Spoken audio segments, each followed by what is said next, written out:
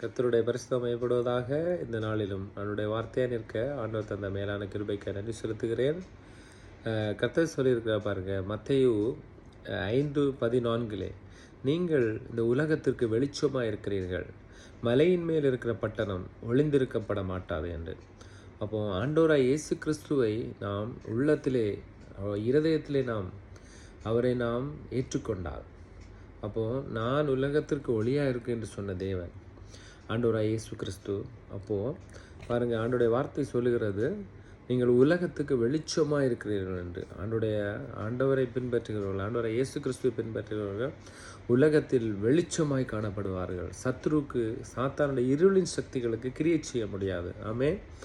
மலையின் மேல் இருக்கிற பட்டணம் ஒருபோதும், பாருங்கள், உயரமான மலையில் இருக்கிற பட்டணம் ஒளிந்திருக்க மாட்டாது.